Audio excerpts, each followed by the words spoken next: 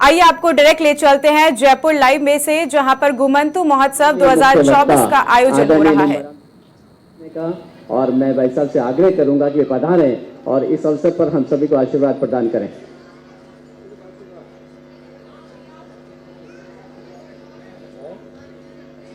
कह रहे मुख्य वक्ता सिर्फ आशीर्वाद।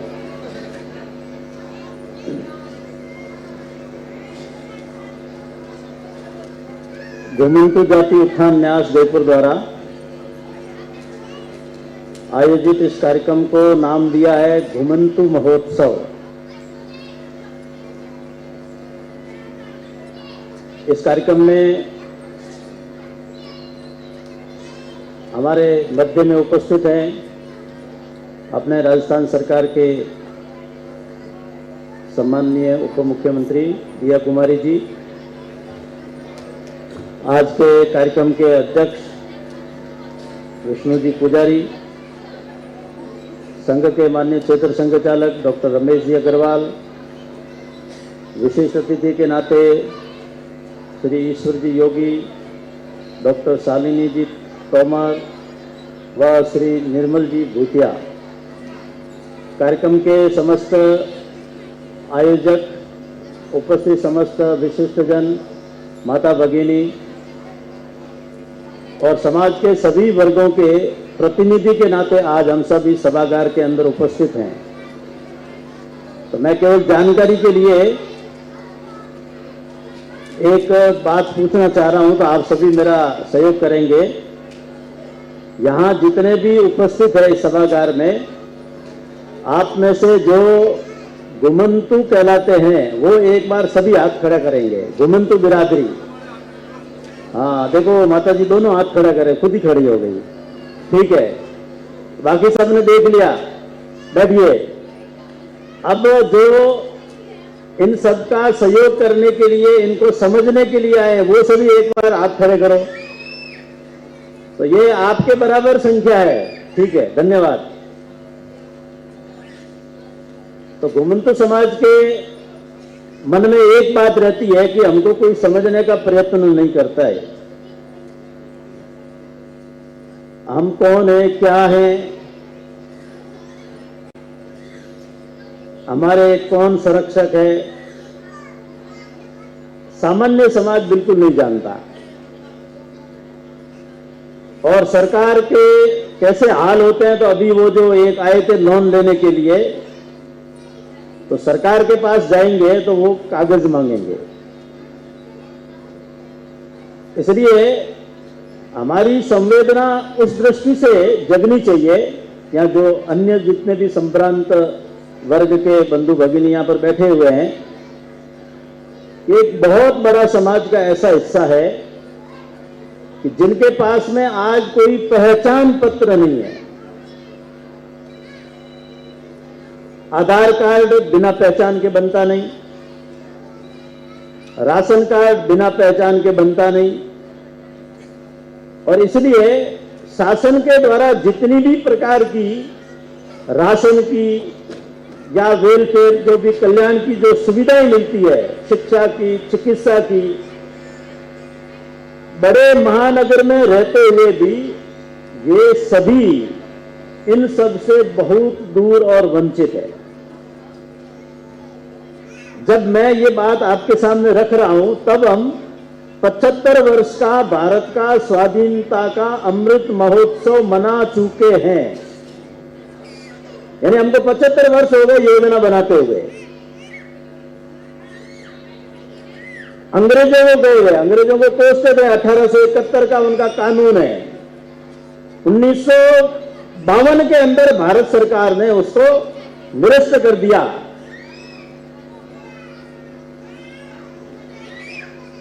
और वो विमुक्त हो गए, यानी घुमंतु, अर्ध घुमंतु और एक है विमुक्त, डीनोटिफाइड ट्राइब,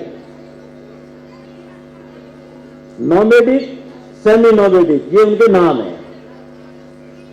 ये सब होने के बाद में भी कानून तो बन गया, लेकिन इन सब सुविधाओं से, व्यवस्थाओं से भी ये समाज आज यदि वंचित है, तो इसका दोष किसको देंगे?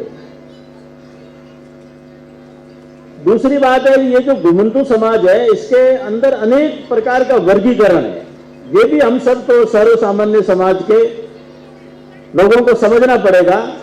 ये अनुसूचित जाति में भी आते हैं, अनुसूचित जनजाति में भी आते हैं, ओबीसी में भी आते हैं, और कुछ ऐसे जो कहीं नहीं आते। राजस्थान के अंदर मेरे हिसाब से 32 या 33 जातियां हैं, उनमें से एसटी में एक आध है, एससी में है और ओबीसी में ज्यादा है। ये जो घुमंतू समाज है, तो घुमंतू इसलिए है कि ये घूमते रहते हैं। घूमते क्यों रहते हैं? क्योंकि कोई ठिकाना नहीं है। तो घूमते क्यों है? कोई रोजगार चाहिए। अपने जब ये घुमंतू कार्य प्रारंभ हुआ था 8-9 वर्ष पहले, सबसे पहले दौसा में हमारे यहाँ महावीर जी बैठे हैं, कभी इनको आप पूछना, वहां पहली बैठक हुई थी जब अपने सह सरकारी डॉक्टर कृष्ण गोपाल जी आए थे। फिर भरतपुर में, उसके बाद में जयपुर की ओर हमने और इस कार्य को आगे करने का एक प्रयत्न प्रारंभ किया। और पिछले लगभग ऐसा मानना चाहिए कि एक अधिकृत रूप से 4 वर्ष 5 वर्ष से अपने पूर्व क्षेत्र प्रचारक जो रहे राजस्थान के आदरणीय दुर्गादास जी, वो इसके अखिल भारतीय प्रमुख है। तो वो मजाक में कहते हैं कि घुमंतू का मतलब घूमना होता है। तो संघ में जितने भी प्रचारक है वो सब घुमंतू है, और इसलिए सारे प्रचारक हमारे दायरे में आते हैं, घुमंतू समाज में आते हैं। तो ये विनोद का विषय तो हो सकता है, लेकिन घुमंतू ये क्यों है? क्योंकि ये घूमते रहते हैं। जो पूर्णतया घूमते रहते हैं वो घुमंतू। अर्ध घुमंतू कौन है?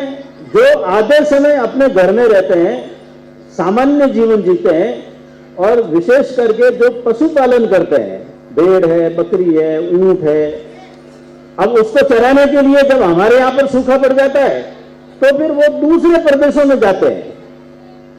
वहां उनकी समस्या क्या आती है? तो वहां उनकी समस्या ये आती है कि वहां उनके पास में कोई भी परिचय पत्र नहीं है, कोई कार्ड नहीं है। यानी अंग्रेजों ने 1871 का जो कानून बनाया है उसकी हकीकत क्या है? उसमें जन्मजात अपराधी, यानी कोई बावरी है, वन बावरी है, कोई सांसी है, यानी उस समय जो थे, अब तो कुछ उसमें से बदल गए, कंजर है, ये कुछ ऐसी लड़ाकू जातियां होती थी। 1857 में इन्होंने क्या किया? युद्ध में सहयोग किया था। महाराणा प्रताप के क्या है, तो हथियार बना करके देते थे।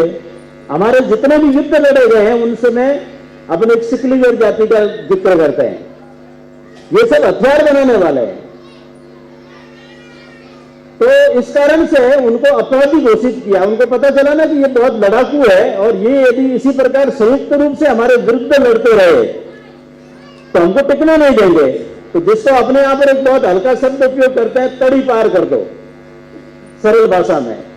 तो इन सबको बेदर कर दिया, घर से, गांव से, और एक माहौल बना दिया।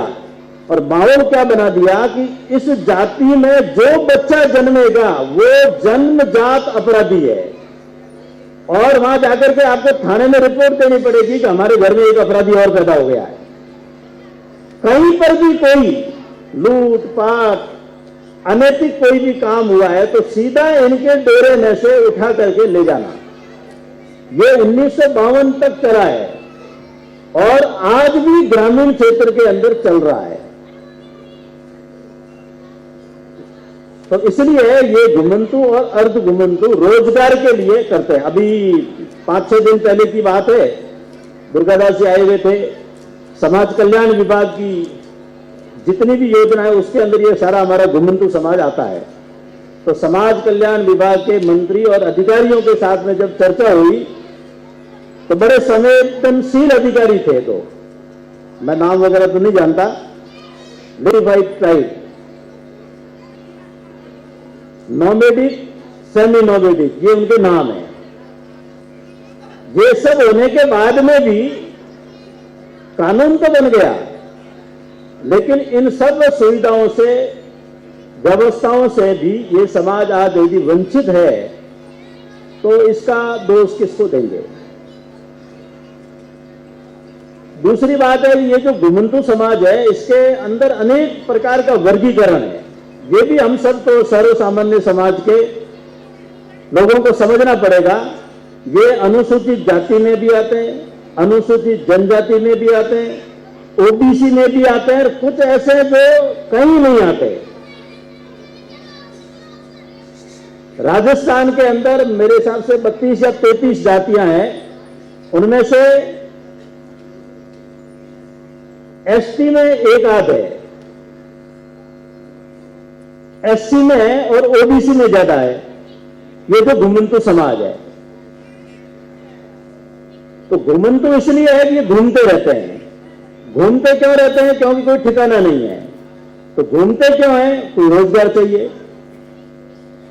अपने जब ये घुमंतू कार्य प्रारंभ हुआ था 8-9 वर्ष पहले, सबसे पहले दौसा में हमारे यहाँ महावीर जी बैठे हैं, कभी उनको आप पूछना, वहां पहली बैठक हुई थी जब अपने सह सरकारी डॉक्टर कृष्ण गोपाल जी आए थे। फिर भरतपुर में, उसके बाद में जयपुर की ओर हमने और इस कार्य को आगे करने का एक प्रयत्न प्रारंभ किया। और पिछले लगभग ऐसा मानना चाहिए कि एक अधिकृत रूप से 4 वर्ष 5 वर्ष से अपने पूर्व क्षेत्र प्रचारक जो रहे राजस्थान के आदरणीय दुर्गादास जी, वो इसके अखिल भारतीय प्रमुख है। तो वो मजाक में कहते हैं कि घुमंतू का मतलब घूमना होता है। तो संघ में जितने भी प्रचारक है वो सब घुमंतू है, और इसलिए सारे प्रचारक हमारे दायरे में आते हैं, घुमंतू समाज में आते हैं। तो ये विनोद का विषय तो हो सकता है, लेकिन घुमंतू ये क्यों है? क्योंकि ये घूमते रहते हैं। जो पूर्णतया घूमते रहते हैं वो घुमंतू। अर्ध घुमंतू कौन है? जो आधे समय अपने घर में रहते हैं, सामान्य जीवन जीते हैं, और विशेष करके जो पशुपालन करते हैं, भेड़ है, बकरी है, ऊंट है। अब उसको चराने के लिए जब हमारे यहां पर सूखा पड़ जाता है तो फिर वो दूसरे प्रदेशों में जाते हैं। वहां उनकी समस्या क्या आती है? तो वहां उनकी समस्या ये आती है कि वहां उनके पास में कोई भी परिचय पत्र नहीं है, कोई कार्ड नहीं है। यानी अंग्रेजों ने 1871 का जो कानून बनाया है उसकी हकीकत क्या है? उसमें जन्मजात अपराधी, यानी कोई बावरी है, वन बावरी है, कोई सांसी है, यानी उस समय जो थे, अब तो कुछ उसमें से बदल गए, कंजर है, ये कुछ ऐसी लड़ाकू जातियां होती थी। 1857 में इन्होंने क्या किया? युद्ध में सहयोग किया था। महाराणा प्रताप के क्या है तो हथियार बना करके देते थे। हमारे जितने भी युद्ध लड़े गए हैं उनसे में अपने एक सिकलीगर जाति का जिक्र करते हैं। ये सब हथियार बनाने वाले हैं। तो इस कारण से उनको अपराधी घोषित किया। उनको पता चला ना कि ये बहुत लड़ाकू है, और ये यदि इसी प्रकार संयुक्त रूप से हमारे विरुद्ध लड़ते रहे तो हमको टिकने नहीं देंगे। तो जिसको अपने यहां पर एक बहुत हल्का शब्द उपयोग करते हैं, तड़ी पार कर दो, सरल भाषा में। तो इन सबको बेदर कर दिया, घर से, गांव से, और एक माहौल बना दिया। और माहौल क्या बना दिया कि इस जाति में जो बच्चा जन्मेगा वो जन्मजात अपराधी है, और वहां जाकर के आपको थाने में रिपोर्ट देनी पड़ेगी कि हमारे घर में एक अपराधी और पैदा हो गया है। कहीं पर भी कोई लूटपाट, अनैतिक कोई भी काम हुआ है तो सीधा इनके डेरे में से उठा करके ले जाना। ये 1952 तक चला है, और आज भी ग्रामीण क्षेत्र के अंदर चल रहा है। तो इसलिए ये घुमंतू और अर्ध घुमंतू रोजगार के लिए करते हैं। अभी 5-6 दिन पहले की बात है, दुर्गादास जी आए हुए थे। समाज कल्याण विभाग की जितनी भी योजना है उसके अंदर ये सारा हमारा घुमंतू समाज आता है। तो समाज कल्याण विभाग के मंत्री और अधिकारियों के साथ में जब चर्चा हुई तो बड़े संवेदनशील अधिकारी थे। तो मैं नाम वगैरह तो नहीं जानता, लेकिन उन्होंने अनेक प्रकार की योजनाएं बनाई। मन में इच्छा भी है कि हम इसको करना चाहते हैं, लेकिन जब हमने बताया कि हम इतना काम कर रहे हैं राजस्थान के अंदर, तो उनको विश्वास नहीं हुआ। हमारे पास इतना सरकारी तंत्र है, इतना बजट है, इतनी प्रकार की संसाधन है, हम कुछ भी, एक हॉस्टल भी नहीं चला पा रहे हैं, आप 13-14 हॉस्टल कैसे चला रहे हैं? तो हमने उनको निमंत्रण दिया कि आप देखने आइए। तो जैसा अभी अपने उप मुख्यमंत्री जी जो कह रही थी, अनेक ऐसी योजनाएं, शासन भी संवेदनशील है, लेकिन क्रियान्वयन कैसे करें, इसके लिए समाज को साथ देना पड़ेगा। क्योंकि एक बात याद रखना है, हम जिस घर के अंदर रहते हैं, हमारे मकान कितने बड़े होते हैं, अलग अलग प्रकार के कमरे होते हैं जहां बैठते हैं। थोड़ा कभी देखना ये कहां रहते होंगे, कहां सोते होंगे। इनके परिवार में भी बच्चों का जन्म होता है। कैसा संवेदनहीन हमारा समाज है। इतनी प्रकार की पानी की तरह पैसा बहाते हैं। ये कहीं जाकर के कुछ समय रहते हैं तो वो जमीन तो शहरों में महंगी होती है। इसलिए हम निवेदन करेंगे सरकार से कि बैठे हुए को उजाड़ करके एक तरफ फेंक देते हैं। ये तो कब्जा है। यदि है तो जाकर के कोई शास्त्री नगर में उखाड़ के दिखाए। मैं बताता हूं, रामगंज के अंदर या शहर के इतने स्थान है, मीडिया भी जाए वहां, सरकार भी जाए, लेकिन किसी की हिम्मत नहीं होती। लेकिन जो बेचारा है, जिसका कोई नहीं है, उसको इतना बेरहमी से उजाड़ करके फेंकते हैं। यहां से उजाड़ा और रवाना कर दिया। कहां जाएंगे भाई? कोई मानव धर्म भी होता है, कोई संवेदनशील मन भी होता है। जिसने जन्म लिया उसका कोई दोष नहीं है। और आपने यदि किसी और बड़ी कहलाने वाली जाति में, यदि बड़े घर में जन्म लिया है, तो आपने कोई एप्लीकेशन नहीं लगाई भगवान के साथ। ये अपना प्रारब्ध है। और इसलिए जिसको जहां जन्म मिल गया, उसको जीने का अधिकार है। उसको सब प्रकार की सुविधाएं मिलनी चाहिए। ये देना भी शासन के साथ साथ समाज का भी कर्तव्य बनता है। इसलिए शासन योजना बनाए और उसको पूर्णता की ओर पहुंचाने के लिए समाज को सहयोग करना चाहिए। हमारा ये पूरा जो भी कार्यक्रम है या पूरा जो काम है, ये गैर राजनीतिक कार्य है। ये एक पार्टी का नहीं, एक विचार का नहीं, एक संस्था का नहीं। बातें करेंगे बड़े बड़े मानव धर्म की, लेकिन आंखों के सामने कीड़े मकोड़ों की तरह, जानवरों की तरह पशुवत जीवन जीने वाला मानव नहीं दिखेगा। उनको ठोकर मारने वाले वो मंच पे खड़ेंगे तो मानवता का लंबा चौड़ा भाषण दे देंगे। ये जो समाज की कथनी और करनी का भेद है, इससे बाहर आना पड़ेगा। और इसलिए कहीं पर भी ऐसा समाज यदि रहता है, तो मेरा निवेदन है कि हम होली, दीपावली, बच्चों के जन्मदिन पर, तीज त्योहार, पर्वों पर वहां जाकर के सहभागिता निभाएं। उनके साथ ये आयोजन है वो संपन्न करें। लेकिन ये ताली एक हाथ से नहीं बजती है। इसलिए घुमंतू बिरादरी का जितना भी समाज यहां पर बैठा है, भिन्न भिन्न जाति बिरादरी, आप सबसे भी निवेदन है कि आपको भी सहयोग करना पड़ेगा। हम जो काम इस देश के अंदर सेवा कार्य के रूप में करते हैं समाज के सहयोग से, वो सारा काम है, वो सेवा है उसमें, लेकिन उसमें संस्कार, शिक्षा, स्वावलंबन भी है। स्वावलंबन का अर्थ होता है अपने पैरों पर खड़ा होना। हमारा ये कार्य किसी को भी जीवन भर तक दूसरों के पराधीन होकर के मांगने के लिए विवश करने वाला नहीं है।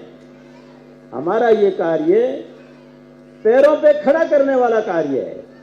अब आपको लगेगा ये घुमंतू समाज तो बड़ा अभव जीता है। एक उदाहरण देता हूं आपको।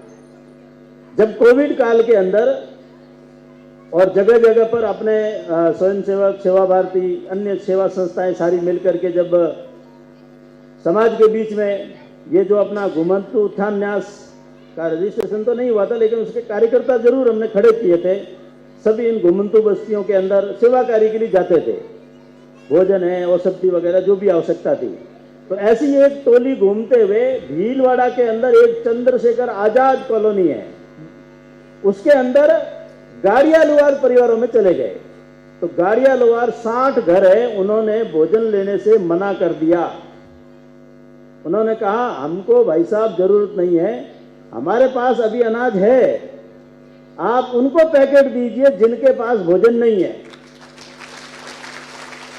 हमको लगता होगा ये तो बड़े मैले कुचेले गंदे इस प्रकार से दिखते हैं, लेकिन मन बड़ा होता है। और बात मेरी पूरी नहीं हुई है, अगले दिन उन्होंने 50,000 रुपए अपनी बस्ती से इकट्ठा करके सेवा भारती के कोष में जमा करवाए, ये गाड़ियाल वालों की ओर से। और आप किसी को भी यदि शक हो तो एक पुस्तक है, उसमें भी छपा होगा, भारत के माननीय प्रधानमंत्री जी ने इस घटना को ट्वीट किया कोविड काल के अंदर। तो अभाव में भी संवेदना हो सकती है, वो संस्कार के ऊपर निर्भर करता है। इसलिए मानव धर्म की बात करने वाले अलग लोग होते हैं। इस भारत की धरती पर जन्मे हुए जिस सनातन की हम बात करते हैं, जिस हिंदुत्व की हम बात करते हैं, हमारे डीएनए के अंदर ये सब है। इसके लिए कोई हमको ज्ञान दे वो हमको स्वीकार नहीं है। ये हमारे सामान्य जन के मन में भी संवेदना है, सेवा का भाव है, इसलिए वो करते हैं। इसलिए बहुत स्वाभिमानी लोग हैं। लेकिन जब अपना ये कार्य जब प्रारंभ हुआ तो ध्यान में आना शुरू हुआ कि जब अभाव होता है तो व्यक्ति कुछ भी कर सकता है, और जब भोजन नहीं होता है तो ये जितने भी हम घटनाएं सुनते हैं कि लूटपाट ये वो, तो ये सब भोजन के लिए करते हैं लोग। और ऐसी सभी बस्तियों में, झुग्गी झोंपड़ियों में एक मानवता का चोगा ओढ़ करके और धर्म परिवर्तन करने वाले मिशनरी पहुंचने शुरू हो गए। थोड़ा लोभ देना, लालच देना, हमारी प्रार्थना करिए, चंगई सभा में आइए। कोई मुल्ला मौलवी पहुंच गया, हमारे पक्ष में हो जाइए। सच्चाई है, जो गो तस्करी होती है उसमें भी इनका इस्तेमाल होता है। क्यों? क्योंकि रोजगार के सारे साधन समाप्त हो गए, अनैतिक कार्य शुरू हो गए। तब अपने अधिकारियों को यह ध्यान में आया कि इस समाज की भी शुद्ध लेनी चाहिए, क्योंकि वो भी हमारा एक अंग है, वो भी हमारा एक हिस्सा है। इसलिए ये अपना समझ करके हमने जो कार्य शुरू किया है, ये समाज के सहयोग से हमारा कार्य चल रहा है। लेकिन अब ये पर्याप्त नहीं है। जब हम अधिकारियों के साथ चर्चा कर रहे थे तो उन्होंने भी ये बता दिया कि हम इनको कैसे आधार कार्ड बना करके और सम्मिलित करें, क्योंकि हमारे पास कोई है ही नहीं, इनकी पर पहचान ही नहीं है। अब ये पहचान कौन दे? इसलिए जहां पर कहीं पर भी 4 माह से 6 माह से साल भर से बसे हुए हैं, वहां का पार्षद है, वहां का सरपंच है, वो इस प्रकार की गारंटी ले। या हम सरकार से अपील करते हैं कि कोई एजेंसी है उसको सरकार अधिकृत करे, ये हमारी विश्वसनीय है, ये कहेगी ये वो घुमंतु है, उनकी ये जाति है। लेकिन घुमंतु के नाम से एक परिचय पत्र बनने की सुविधा शासन में चल रही है।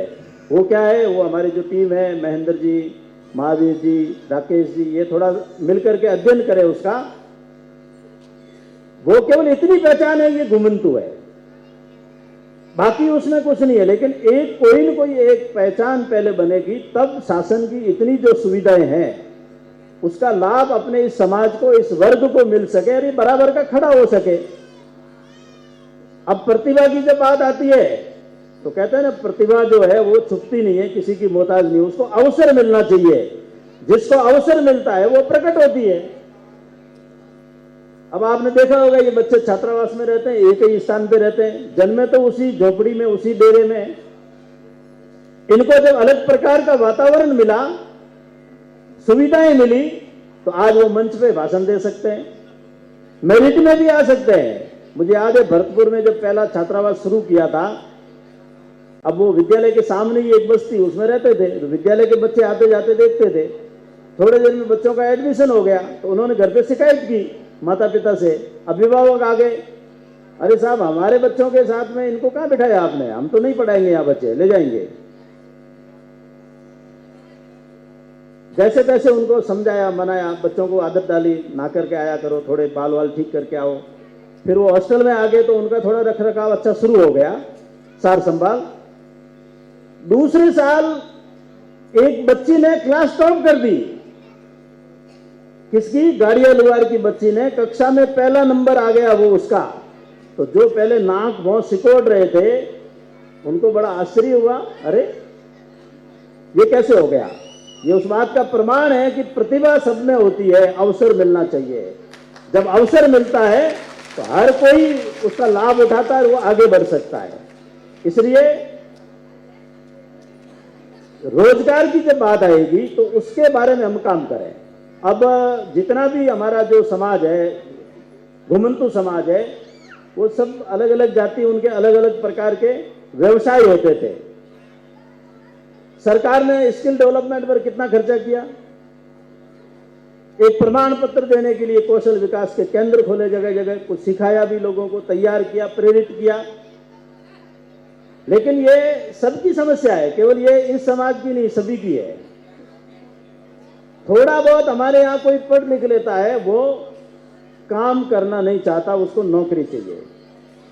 नौकरी भले ही उसको प्राइवेट मिल जाए, बस वो कहेगा मैं जॉब करता हूं, इसमें वो संतुष्ट है।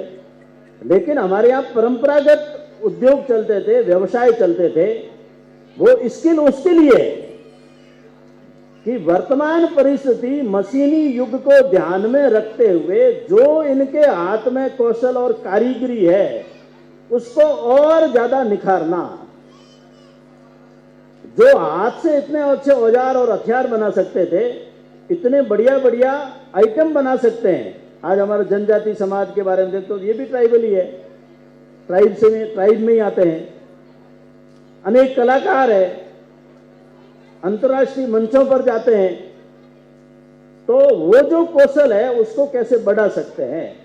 इसलिए आप में से अनेक यहाँ पर बड़े उद्योग करने चलाने वाले उद्योगपति भी है, भामाशाह के रूप में आप सबका यहाँ सम्मान भी हुआ है। हमने इस समाज के लिए किया, इसलिए हमारा ये सम्मान है। लेकिन शासन के द्वारा एक अच्छा कौशल विकास केंद्र केवल घुमंतु समाज के लिए खोला जाए और अपने यहाँ पर जो उद्योग है, हमारे यहाँ के व्यापारी, व्यवसायी, उद्योगपति ये अपनी एक अपेक्षा रखे कि हमको किस प्रकार की एक कुशल लेबर चाहिए। तो जब ये उनकी ये कुशलता बढ़ जाएगी अपने अपने काम के अंदर, तो सबको रोजगार मिल जाएगा। रोजगार मिल जाएगा तो अपराध घट जाएंगे। तो ये दोनों और, लेकिन एक सबसे बड़ी बात और है, वो है हमारी सामाजिक सुरक्षा की। हम रोजगार, स्वावलंबन, ये बातें क्यों उठा रहे हैं? क्योंकि आज हमारा जो समाज का युवक है, या फिर जिसको हम हिंदू कहते हैं, चाहे वो घुमंतु है या अर्धघुमंतु है, विमुक्त है या अन्य किसी भी बिरादरी से है, वो हाथ का काम करना नहीं चाहता, जैसा मैंने पहले इसका उल्लेख किया है। और इसलिए आज प्लम्बर, इलेक्ट्रीशियन सहित सब प्रकार के जितने भी हाथ के काम हैं, कोई कारीगरी का, कंस्ट्रक्शन का, सिलाई का, बाल कटिंग का, इन सब कामों के क्या हाल है? ये मैं प्रश्न छोड़ रहा हूं आप सबके सामने। क्या इसको लेकर के हम कोई अभियान, आंदोलन नहीं चला सकते? समाज में एक वातावरण नहीं बना सकते? तो बना सकते हैं। और इसलिए आज जो हमको इलेक्ट्रीशियन चाहिए, प्लम्बर चाहिए, कोई भी इस प्रकार का काम करना हमारे यहाँ आवश्यकता है, परिवार में चाहिए, वो केवल एक काम करना नहीं है। काम तो कोई भी कर देगा, लेकिन इसके पीछे समाज की सामाजिक सुरक्षा भी छुपी हुई है, वो हम सब समझें। और इतना सारा समाज है जो स्वयं अपने आप में और किसी भी एक कार्य के अंदर सिद्धस्त है, उसके अंदर कुशलता, उसको थोड़ी सी ट्रेनिंग देने से और बहुत ही स्वाभिमान से, श्रद्धा से, आस्था से और धर्म का पालन करते हुए हमारे इन सब कामों में हमारा अपना बनकर के करने को तैयार बैठा है, वहां तक हमको अपनी पहुंच बढ़ानी पड़ेगी। इसलिए एक संयुक्त रूप से ऐसी यदि कोई योजना बनती है तो समाज में काम बहुत है, उन सब कामों के लिए लोग भी है, लेकिन जो करना चाहिए वो करना नहीं चाहते, जो करना चाहते वहां पर हमारी पहुंच नहीं है, इसलिए वहां तक हम अपनी पहुंच